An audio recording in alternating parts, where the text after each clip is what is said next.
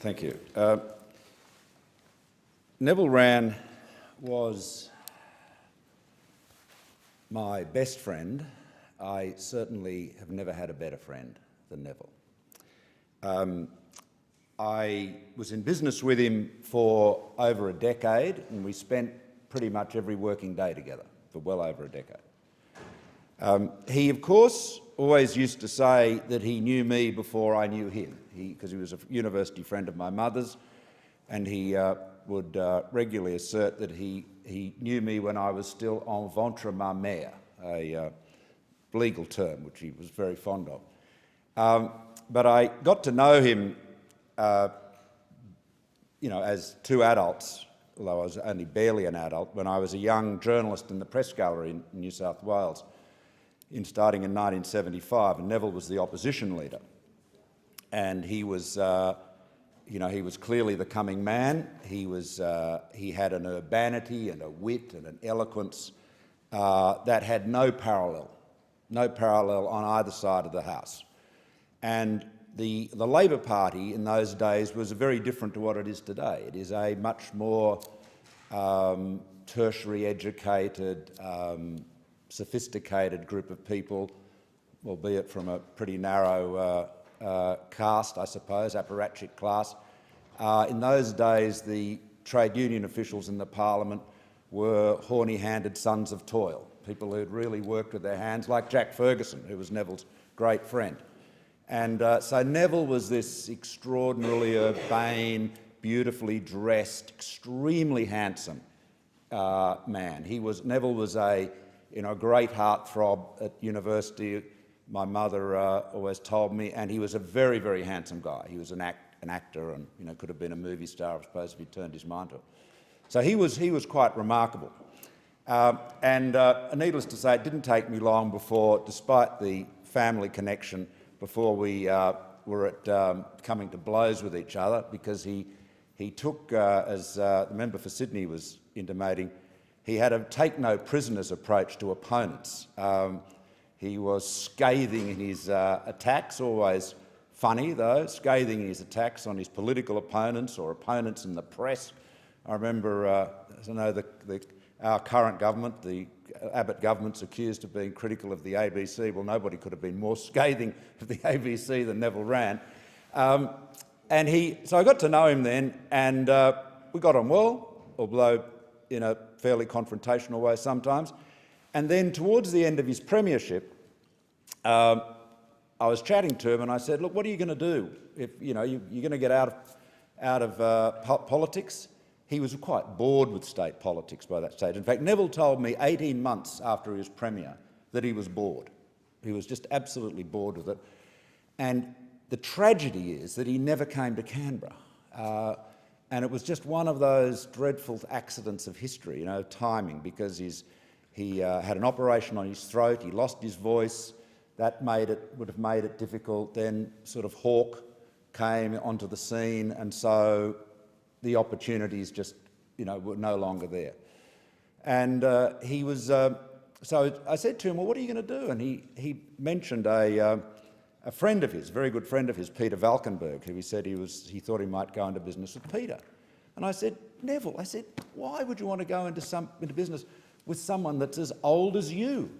Neville Wran was exactly, when I was talking to him about this, he was exactly the same age I am today. And I think to myself, I was 31 years of age, and I thought, this bloke is just about knocked up. He is so old. Anyway, so I said to him, you said, we should do something together.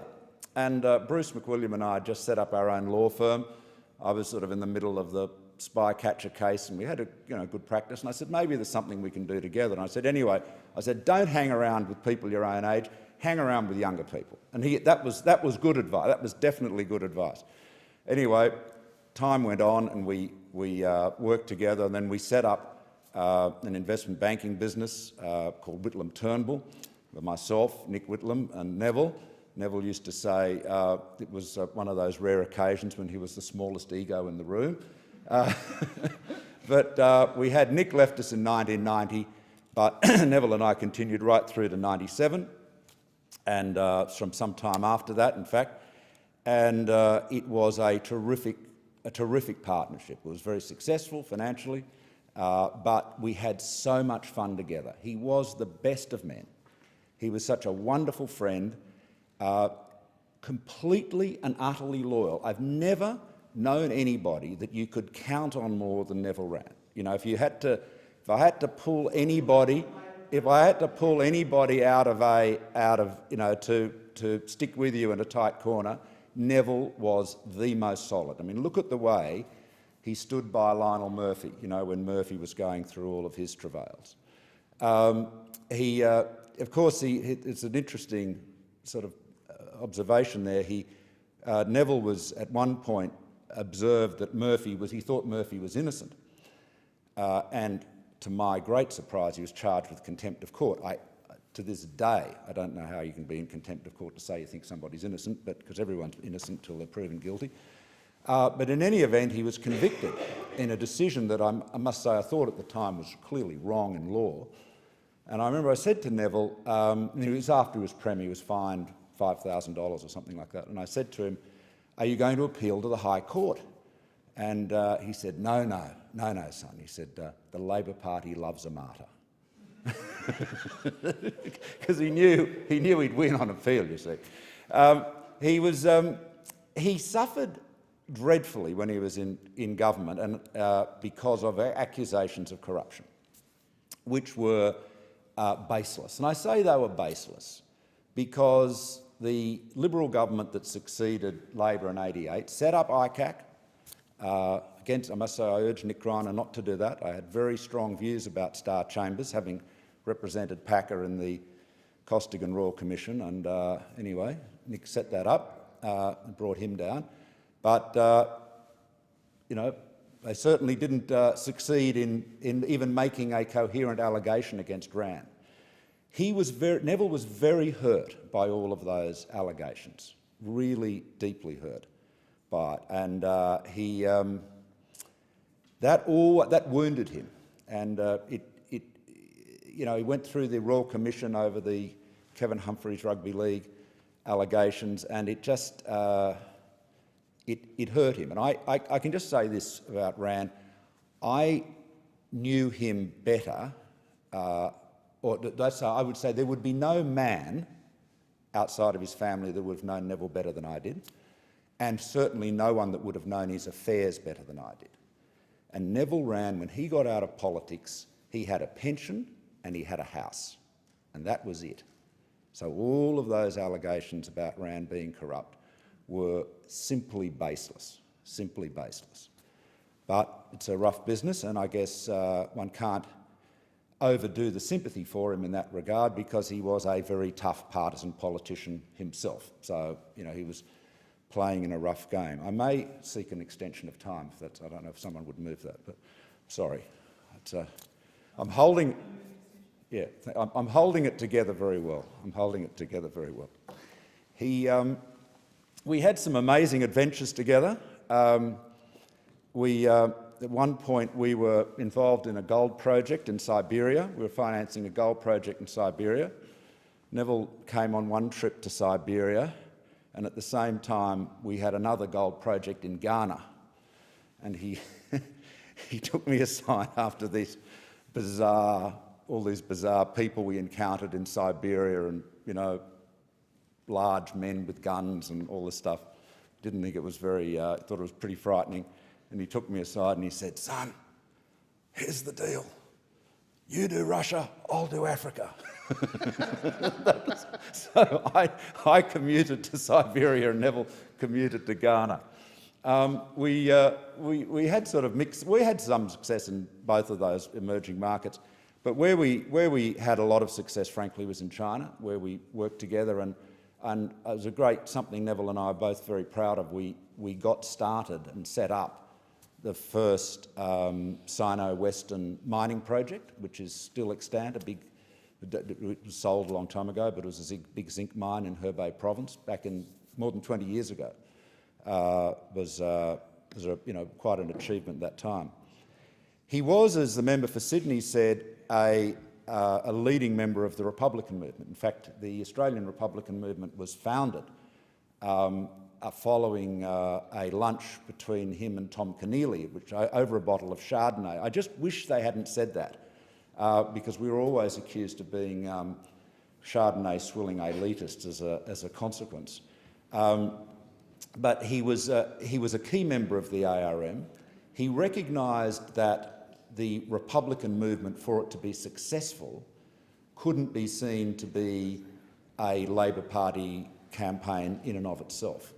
And so he was delighted when I became the chairman. In fact, he encouraged me to become the chairman of the ARM, because obviously I had a background in the Liberal Party, but I wasn't, at that time, wasn't a member of any political party. And he was just a source of extraordinary wisdom, always, in all of our years in the Republican campaign.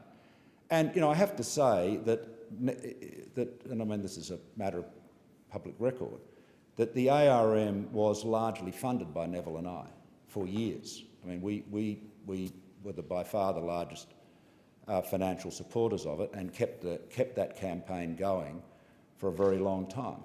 If you think those people among us who've raised money for political parties know how hard it is to raise money for political parties, try raising money for something like that, where there's no power. It's just a constitutional reform agenda. Neville has often been described as an enigma. I think I'm not quite sure what people mean by that. I would say he was just very circumspect about himself. He didn't open his heart generally or widely.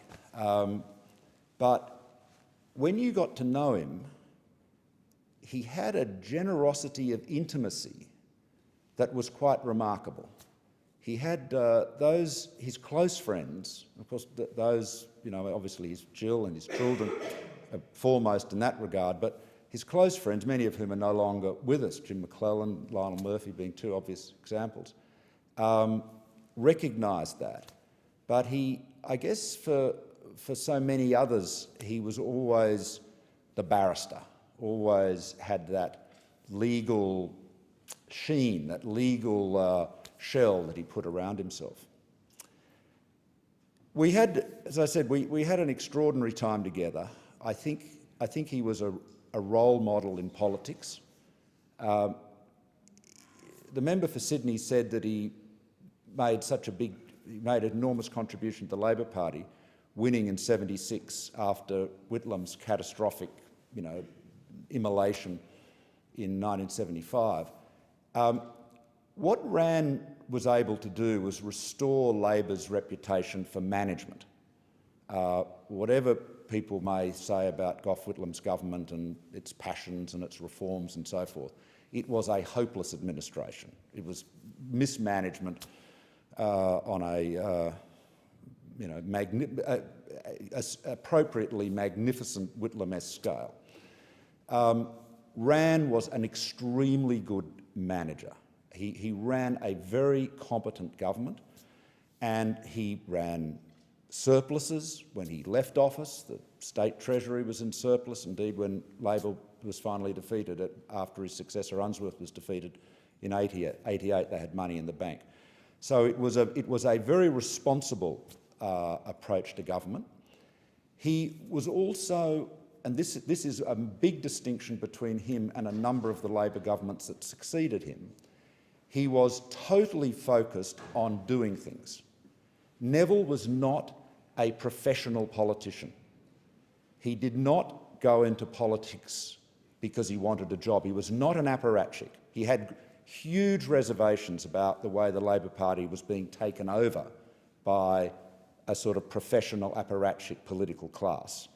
As many of the Labor people of his generation have said elsewhere. But he saw his job as being to get in and do things, whereas so many of his successors saw the business of politics as simply staying in government. Wran had none of that. He was an absolute activist, on whether it was on law reform, whether it was on building things. Darling Harbour's obviously been mentioned.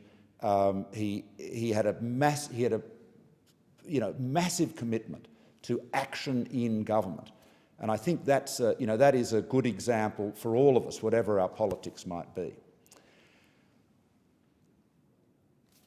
It's very sad to say farewell to Neville Wran, but I have to say his last few years were very, very tough, very tough.